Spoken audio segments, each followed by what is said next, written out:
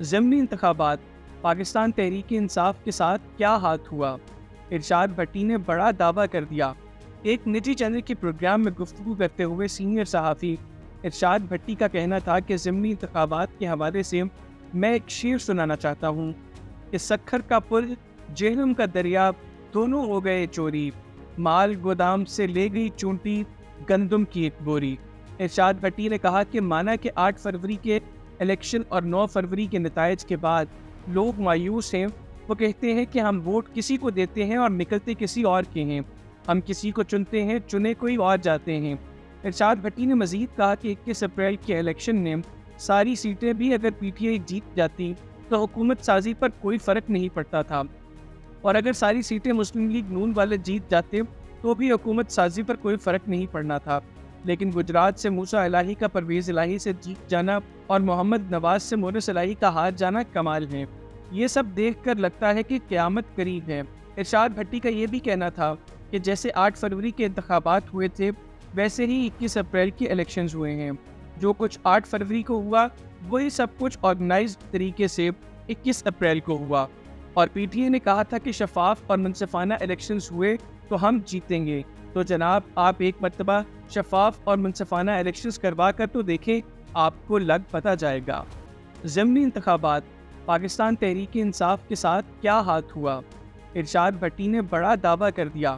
ایک نجی چینل کے پروگرام میں گفتگو کرتے ہوئے سینئر صحافی ارشاد بھٹی کا کہنا تھا کہ ضمنی انتخابات کے حوالے سے میں ایک شعر سنانا چاہتا ہوں کہ سکھر کا پل جہلم کا دریا دونوں ہو گئے چوری، مال گودام سے لے گئی چونٹی گندم کی ایک بوری۔ ارشاد بھٹی نے کہا کہ مانا کہ 8 فروری کے الیکشن اور 9 فروری کے نتائج کے بعد لوگ مایوس ہیں۔ وہ کہتے ہیں کہ ہم ووٹ کسی کو دیتے ہیں اور نکلتے کسی اور کے ہیں، ہم کسی کو چنتے ہیں، چنے کوئی اور جاتے ہیں۔ ارشاد بھٹی نے مزید کہا کہ 21 اپریل کے الیکشن میں ساری سیٹیں بھی اگر پی ٹی آئی جیت جاتی تو حکومت سازی پر کوئی فرق نہیں پڑتا تھا، اور اگر ساری سیٹیں مسلم لیگ نون والے جیت جاتے تو بھی حکومت سازی پر کوئی فرق نہیں پڑنا تھا۔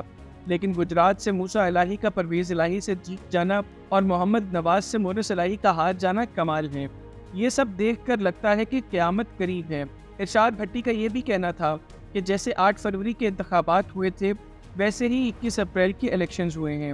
جو کچھ 8 فروری کو ہوا وہی سب کچھ آرگنائزڈ طریقے سے 21 اپریل کو ہوا، اور پی ٹی آئی نے کہا تھا کہ شفاف اور منصفانہ الیکشنز ہوئے تو ہم جیتیں گے۔ تو جناب آپ ایک مرتبہ شفاف اور منصفانہ الیکشنز کروا کر تو دیکھیں، آپ کو لگ پتہ جائے گا۔ ضمنی انتخابات پاکستان تحریک انصاف کے ساتھ کیا ہاتھ ہوا؟ ارشاد بھٹی نے بڑا دعویٰ کر دیا۔